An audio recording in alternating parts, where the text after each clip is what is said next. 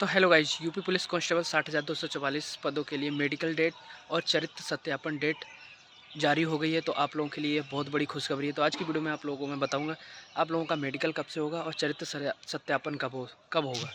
ठीक है, दोनों चीज़ें आप साथ में होने वाली। जैसे ही आप लोगों का मेडिकल हो जाएगा या जिसका मेडिकल होता जाएगा, वैसे ही चरित्र सत्यापन आप लोगों का होता रहेगा। ठीक है, अब आप लोगों का ये डाउट है कि मान लो अगर मेडिकल में बाहर हो गए तो हमारा चरित्र सत्यापन कैसे होगा। ठीक है, या होगा भी नहीं होगा, मान लो बाहर हो गए, री मेडिकल मिला तो उसके चरित्र सत्यापन लेट होगा, तो वो भी आप लोगों की स्पष्ट हो जाएगा आज की वीडियो में। ठीक है, तो आप लोगों का जो चरित्र सत्यापन है वो 22 अप्रैल से होना संभावित है। ठीक है, और मेडिकल डेट भी 22 अप्रैल आप लोगों को मिल चुकी है।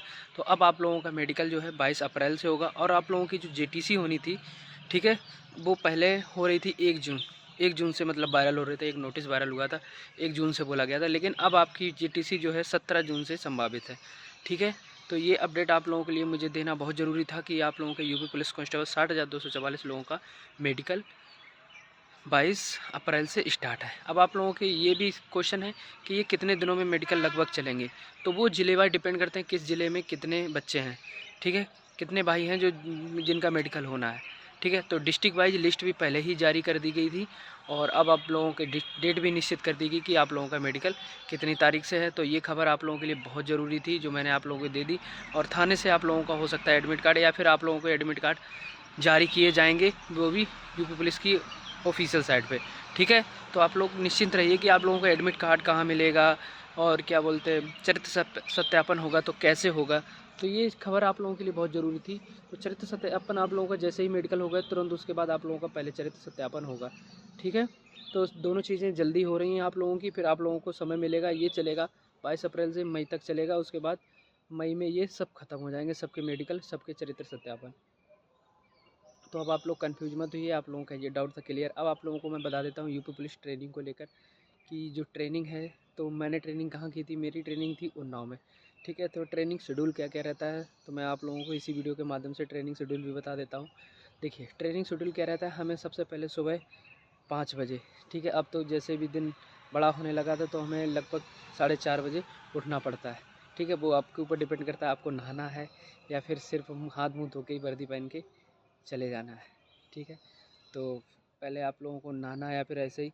उसके बाद आप लोगों की 6 साढ़े 6 बजे से पीटी होगी। ठीक है, पीटी और आईटी दोनों होती है, या तो पहले आईटी होगी या तो पहले पीटी हो। आईटी मतलब पहले वर्दी में जाना पड़ेगा, पीटी मतलब पीटी ड्रेस में जाना पड़ेगा, है ना।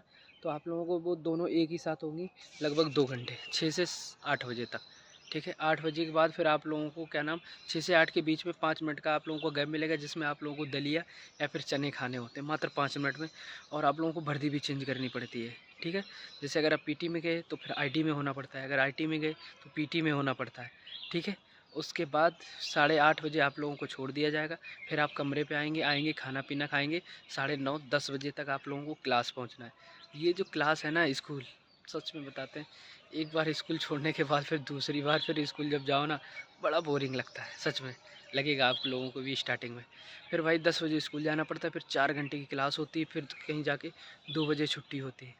तो भाई जब 2 बजे छुट्टी हो जाती है फिर आते हैं कमरे पे, थोड़ी देर आराम करते हैं, फिर 3 साढ़े 3 बजे बुला लेते हैं।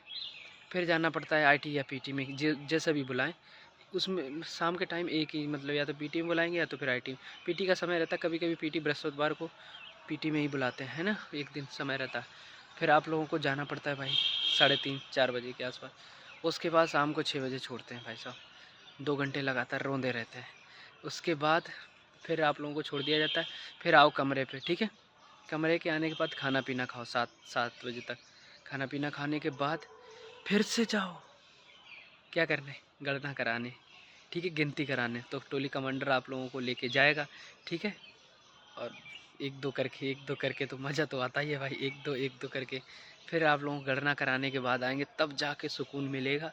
ठीक है, 8:30 बजे के आसपास फिर जाके पढ़ के सो जाओ। अब भाई साहब फिर तो मन नहीं लगता कि अब उठें, है ना। ऐसी हालत ही हो जाती है कि मन नहीं करता कि अब जस्ट डायरेक्ट सो ही जाते हैं।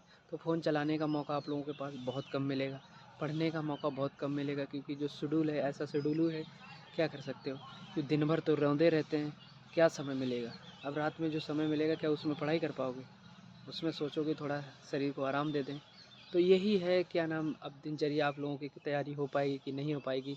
और रही बात आप लोगों की छुट्टी को लेकर, तो मैं छुट्टी को लेकर भी बताऊंगा आप लोगों को किस तरीके से छुट्टी मिलने वाली है ट्रेनिंग के दौरान। अगर आपके घर में शादी है या फिर कोई एग्ज़ाम है तो उस चीज़ से निश्चिंत रहिए, हर चीज़ मिलती है, हर जगह हर चीज़ की व्यवस्था होती है। ठीक है, अब आप लोगों को ये कमेंट है कि ट्रेनिंग में जब हम लोग जाते हैं तो बाहर नहीं निकलने देते हैं, ये गलत है। बाहर निकलने का भी मौका मिलता है। और संडे को, हाँ एक चीज़ और है कि आप लोगों को जो संडे को है ना, संडे को रेस्ट मिलता है। संडे में ना तो आपका स्कूल होता है, ना तो आईटी होती है, ना तो पीटी होती है। बस संडे को क्या नाम, सुबह जाना है गणना कराने और शाम को जाना है गणना कराने। गणना दोस्त 2 बार होती है आपकी। आप कहीं बाहर निकल तो नहीं गए किसी चक्कर में, पता लगे मार्केट कर रहे हो यहाँ पर गायब हो। तो गणना दोनों टाइम होती है, आपको मौजूद रहना है, चाहे संडे हो चाहे मंडे हो, मौजूद तो रहना है भाई। गणना तो करानी है, अपनी उपस्थिति तो दिखानी है। ठीक है, और ये पूरी रिस्पॉन्सिबिलिटी होती है आपके कमांडर पर। कमांडर के ऊपर निर्भर करता है कि आप अगर जाते भी गायब होते तो कहाँ कमांडर कैसे संभालेगा भाई। टोली में अगर एक आदमी, टोली कितनी कितनी बनती है वो डिपेंड करता है कितने बच्चे हैं, है ना। अगर टोली 25 की भी बन जाती है, 50 की भी बन जाती है, अगर ज़्यादा बच्चे हैं तो 100 की भी बन जाती है, लेकिन इतनी नहीं बनेगी। बैरक में मुझे लगता है 25 ही, एक बैरक में 25 ही लोग रुकते हैं। और ना ट्रेनिंग सेंटर की बात करें तो वहाँ पे 25 बेड पड़े होते हैं। और भाई नंबर वाइज बेड भी पड़े होते हैं, ऐसा नहीं आपका दोस्त है उसे अपने पास लेटा लो ना। जो जिसका चेस्ट नंबर जैसा है उसी तरीके से बेड पड़े होते हैं। ठीक है, अगर चेस्ट नंबर मान लो आपका 49 है तो 49 के बगल में 50 वाला होगा, ना कि आपका कोई दोस्त। तो चेस्ट नंबर ये अपने दोस्त को कैसे दिलाएं, तो ये भी तरीका मैंने आप लोगों को बताऊंगा मैंने कैसे किया था। हमें भी तरीका बताया गया था कि हाँ अगर अपने दोस्त है तो उसको अपने पास में, मतलब पास तक कैसे लाएं उसका चेस्ट नंबर। तो जो हम लोग आमद कराते हैं ना वहाँ पे ट्रेनिंग सेंटर पे जाके, तो वो साथ साथ कराना। तो साथ साथ ही उसका नंबर आ सकता है अगर आपका दोस्त है कोई बढ़िया कोई भी हो। तो ये भी चीज़ें आप लोगों के लिए बहुत बेनिफिट रहती हैं कि हाँ साथ में कैसे रहें हम लोग, है ना। तो दोस्ती है जो पूरा साथ निभाएगा ट्रेनिंग में भाई। और इस बार तो ट्रेनिंग भाई साहब पूरी गर्मी में होने वाली, भरा भरा दोपहरिया में आप लोगों को कूलर की व्यवस्था नहीं होती है दोस्त, पंखे से काम चलाना पड़ेगा। हम लोग तो सर्दियों में गए थे दिसंबर में, तो भाई साहब मज़ा आया था।